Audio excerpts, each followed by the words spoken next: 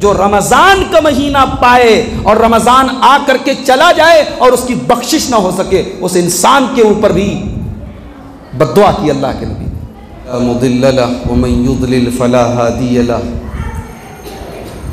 व अशहदु अल्ला इलाहा इल्लल्लाहु वहदहु ला शरीक लहु व अशहदु अन्न मुहम्मदन अब्दुहु व रसूलुहु।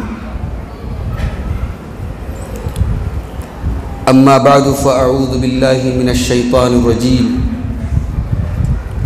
बिस्मिल्लाहिर रहमानिर रहीम। वलक़द आतैना लुक़मानल हिक्मत अनिश्कुर लिल्लाह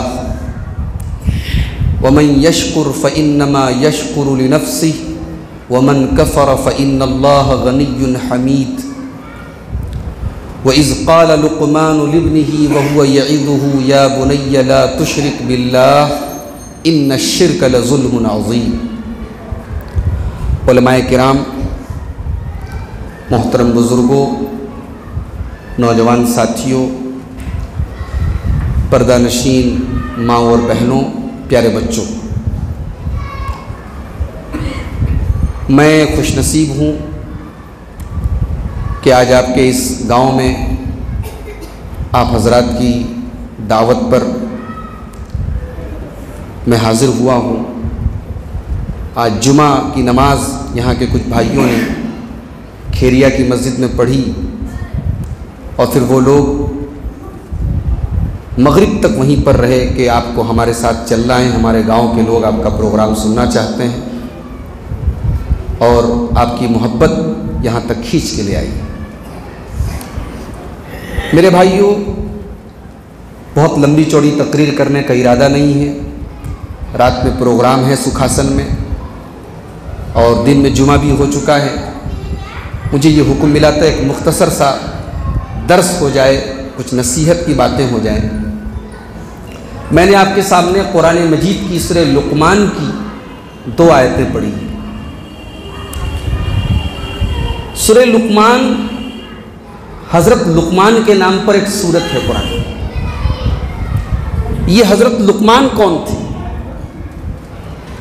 भाई, किसी के नाम पर कुरान की सूरत है तो उनका कुछ तो मकाम रहा होगा, कुछ तो मर्तबा रहा होगा। क्या हज़रत लुक़मान नबी थे? नहीं, नबी नहीं थे। क्या हज़रत लुक़मान रसूल थे? रसूल भी नहीं थे। तो फिर हज़रत लुक़मान के अंदर ऐसी क्या खास बात थी कि अल्लाह तबारक व तआला ने उनके नाम पर कुरान की पूरी एक सूरत नाजिल कर दी और फिर उस सूरत का पूरा एक रुकू आयत नंबर 12 से लेकर के आयत नंबर 19 तक 8 आयतों में अल्लाह ताला ने हज़रत लुक़मान का जिक्र किया है। क्या खास बात थी उनके अंदर? आइए खुद अल्लाह ताला से सवाल करते हैं कि ऐ अल्लाह, हज़रत लुक़मान के अंदर ऐसी क्या खास बात थी कि तूने उनके नाम पर कुरान की सूरत नाज़िल की? अल्लाह ताला जवाब देता है, वलक़द आतैना लुक़मानल हिक्मत अनिश्कुर लिल्लाह। हमने लुक़मान को हिकमत से नवाजा था। हिकमत का मतलब क्या होता है? कब कौन सी बात बोली जाए और कब खामोश रहा जाए, कब क्या बोलना है और कब क्या नहीं बोलना है। ये जो टैलेंट होता है, ये जो सलाहियत होती है, इसी का नाम हिकमत है। अल्लाह ने हज़रत लुक़मान को हिकमत दी थी। वलक़द आतैना लुक़मानल हिक्मत अनिश्कुर लिल्लाह।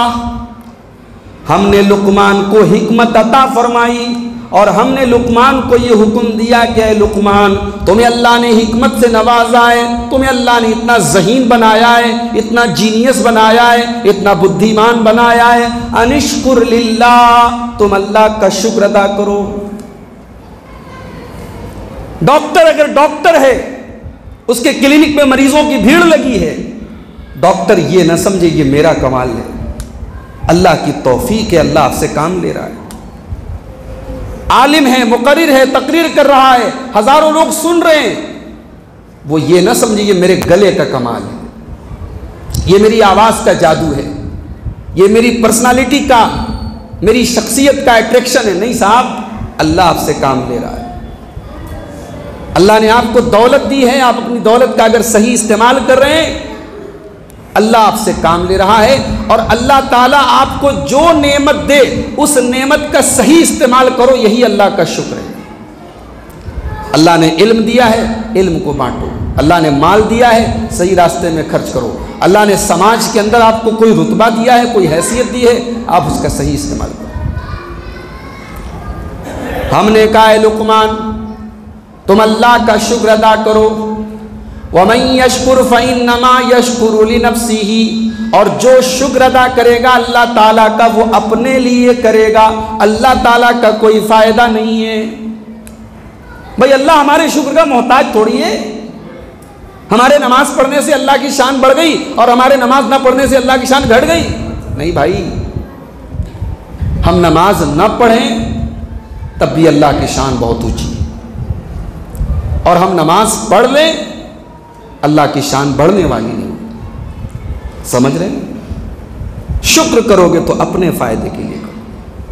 वमन कफर फइन्नल्लाह गनियुन हमीद, और जो नाशुक्री करेगा, जो अल्लाह की नाफरमानी करेगा, जो अपनी अल्लाह की दी हुई नेमतों का गलत इस्तेमाल करेगा, फइन्नल्लाह गनियुन हमीद, अल्लाह ताला बेनियाज है, उसको तुम्हारे शुक्रिये की ज़रूरत नहीं है, उसको कोई फ़र्क पड़ता नहीं है।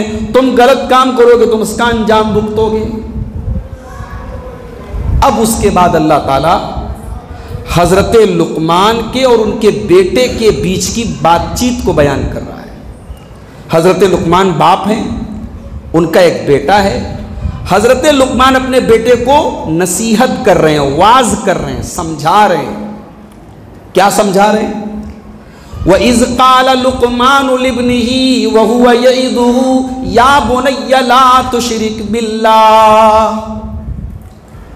याद करो जब लुकमान अपने बेटे को नसीहत कर रहे थे, समझा रहे थे कि ऐ मेरे बच्चे, तू अल्लाह के साथ शिर्क मत करना। सबसे पहली नसीहत क्या करते हैं? शिर्क मत करना। सबसे पहली बात तो ये पता चली कि बाप जितना बड़ा भी बिजनेसमैन है, बाप जितना भी बिजी हो, बच्चे को नसीहत करने के लिए बाप टाइम निकाले। बाप के पास टाइम होना चाहिए अपने बच्चों के। आज बाप के पास बच्चों के लिए टाइम नहीं है। मोबाइल के लिए टाइम है, व्हाट्सएप के लिए टाइम है, फेसबुक के लिए टाइम है, यूट्यूब के लिए टाइम है, बच्चों के लिए टाइम नहीं है हमारे पास। नतीजा क्या है? बच्चे भी मोबाइल में लगे हुए हैं। बच्चों का बचपन खत्म हो गया। 3 साल से लेकर के 15 साल तक के बच्चे मोबाइल में लगे हुए हैं। घर में माँ के पास अलग मोबाइल है, बाप के पास अलग मोबाइल है। न माँ तरबियत कर रही है, न बाप तरबियत कर रहा है। टाइम ही नहीं है साहब। हजरत लुकमान ने पहला सबक हमें दिया, बच्चे को नसीहत के लिए टाइम निकालो। हमारे एक दोस्त हैं, इलाहाबाद के रहने वाले हैं, सऊदी अरब में वो नौकरी करते हैं। 2 बेटियां हैं, 1 बेटा है उनका। बड़ी वाली बेटी 12 साल की है, उससे छोटा बेटा है 8 साल का, और एक छोटी बच्ची है 3-4 साल की। हमारे वो दोस्त एक मर्तबा कहने लगे कि मौलाना, मैं रोज़ाना रात में अपने बच्चों को जब तक कोई कुरान की आयत ना सुना दूं, कोई हदीस की बात ना सुना दूं, कोई दीन की बात ना सुना दूं, मैं सोता नहीं हूं।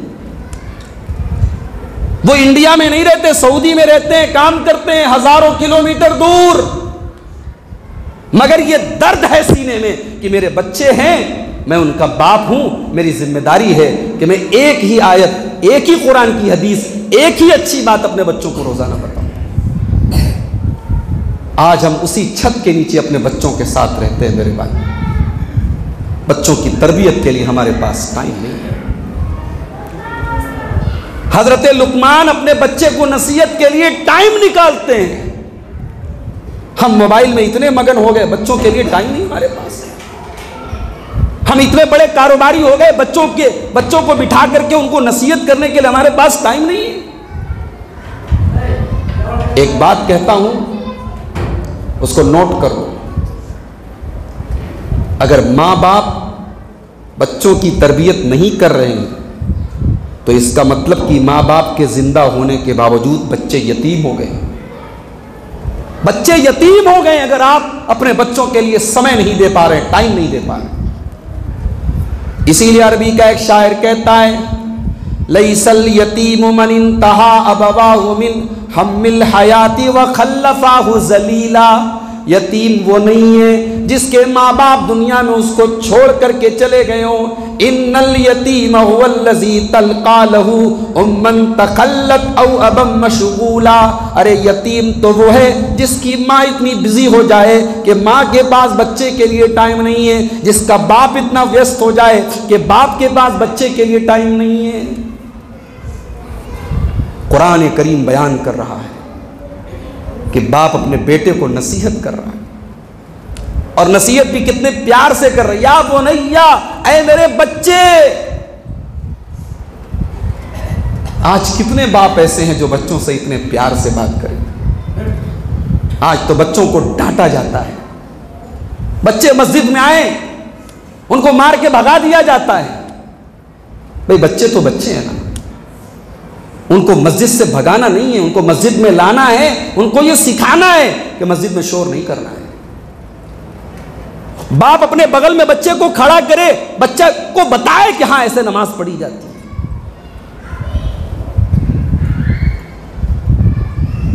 समझ रहे हैं? हजरत लुकमान अपने बच्चे से कह रहे, ऐ मेरे बच्चे। और सबसे पहली जो नसीहत करते हैं, क्या करते हैं? ला तुशरिक बिल्लाह, तुम अल्लाह के साथ शिरक न करना। इन्न शिरक लजुल्मुन अज़ीम, दुनिया का सबसे बड़ा जुल्म है ये शिरक। शिरक से बड़ा कोई जुल्म नहीं।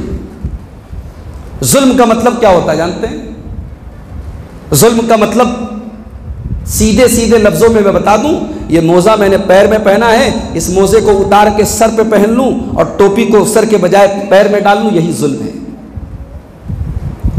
जुल्म का मतलब है जिस चीज की जो जगह हो उसको वो जगह ना दी जाए, यही जुल्म है। इबादत अल्लाह का हक है, सजदा अल्लाह का हक है, दुआ अल्लाह का हक है, कसम खाना अल्लाह का हक है, जानवर किसी के नाम से ज़बह किया जाए ये अल्लाह का हक है, भरोसा किसी की जात पर किया जाए ये अल्लाह का हक है, किसी से डरा जाए ये अल्लाह का हक है, ये हक हम किसी और को दे दे, यही शिर्क है। इन्न शिर्क लजुल्मुन अज़ीम। हजरत लुकमान ने अपने बच्चे से कहा, बेटा शिर्क मत करना, शिर्क दुनिया का सबसे बड़ा पाप है। अब हजरत लुकमान ने अपने बच्चे को जब अल्लाह के बारे में बताया तो अब अल्लाह ताला हजरत लुकमान के बेटे को उसके माँ बाप का हक बता रहा है। हाय हाय, गोया अल्लाह ताला ये कहना चाह रहा है कि ऐ मेरे बंदे लुकमान, तूने अपने बच्चे को मेरा हक बता दिया, अब मैं तेरे बच्चे को तेरा हक बताता हूं। ववस्सैनल इंसान बिवालिदैहि, हमने इंसान को ये हुक्म दिया कि अपने वालिदैन के साथ, अपने माता पिता के साथ, अपने माँ बाप के साथ तुम अच्छा सलूक करो, अपने माँ बाप के साथ तुम भलाई करो। हमलतहु उम्मुहु वहनन अला वहनिन, और ख़ास तौर से अपनी माँ को तकलीफ़ न दो, अपनी माँ का ख्याल रखो, उसने बड़ी तकलीफ़ों के साथ तुम्हें अपने पेट में रखा है। व फ़िसालुहु फ़ी आमैन, और 2 साल तक तुम्हें अपना खून जिगर पिलाया, अपना दूध पिलाया है। माँ की कुर्बानी का कोई बदल नहीं है मेरे भाई। आप सोच नहीं सकते कि माँ क्या करती है बच्चे के। लोग कहते हैं कि औरत बहुत कमज़ोर होती है, मैं कहता हूं कि साहब औरत बहुत मजबूत होती है।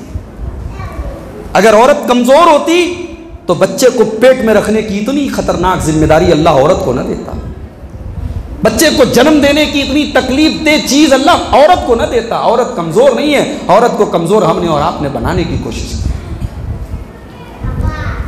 माँ का ख्याल करो। बड़े अच्छे हैं आप, पूरे गांव में सब लोग आपसे बहुत खुश रहते हैं, माँ बेचारी आपसे नाराज रहती है, माँ की आंखों में आंसू लाते हैं आप। माफ कीजिए, समाज की नज़र में आप अच्छे हैं, गांव वालों की नज़र में आप अच्छे हैं, अल्लाह की नज़र में आप अच्छे नहीं हैं। अल्लाह के नबी से पूछा गया, मन अहक्कुन्ना से बेहुस्न सहाबती, अय अल्लाह के नबी, दुनिया में सबसे अच्छा सलूक मुझे किसके साथ करना चाहिए? अल्लाह के नबी ने यह नहीं कहा पड़ोसी के साथ करना चाहिए, अल्लाह के नबी ने यह नहीं कहा गांव वालों के साथ करना चाहिए, अल्लाह के नबी ने यह भी नहीं कहा बच्चों के साथ करना चाहिए, बीवी के साथ करना चाहिए। अल्लाह के नबी ने कहा सबसे अच्छा सलूक अपनी माँ के साथ करो। पूछा गया अल्लाह के नबी उसके बाद, फरमाया अपनी माँ के साथ। पूछा गया उसके बाद, फरमाया अपनी माँ के साथ। पूछा गया उसके बाद, फरमाया अपने बाप के साथ। 3 बार आपने माँ का नाम लिया, चौथी बार आपने बाप का नाम लिया। बाज़ उलमा कहते हैं माँ का हक बाप से 3 गुना ज़्यादा है। भाई बाप भी तो कुर्बानी देता है बच्चे के लिए, बाप भी तो बहुत कुछ सहता है, मगर 3 काम ऐसे हैं जो माँ करती है, बाप नहीं कर सकता। पेट में रखना, जन्म देना और दूध पिलाना, ये 3 काम माँ करती है। अल्लाह कह रहा है कि ऐ मेरे बंदे, ऐ इंसान, तू याद कर अपने माँ बाप के एहसान। और जी चाहता है कि मैं वो हदीस आपको सुना दूं जो आज मैंने खेरिया के अंदर जुमा के खुतबे में भी सुनाई थी। रमज़ान का महीना आगे आ रहा है, 3 लोगों के लिए अल्लाह के नबी ने बद्दुआ की। रगीमा अनफु रजुलिन, उस इंसान की नाक मिट्टी में मिल जाए, उस इंसान का सत्यानाश हो जाए, बर्बाद हो जाए वो इंसान जिसके सामने अल्लाह के नबी का नाम लिया जाए और वह अल्लाह के नबी सल्लल्लाहु अलैहि वसल्लम पर दरूद न पड़े। उसके बाद आपने फरमाया और उस इंसान की नाक भी मिट्टी में मिल जाए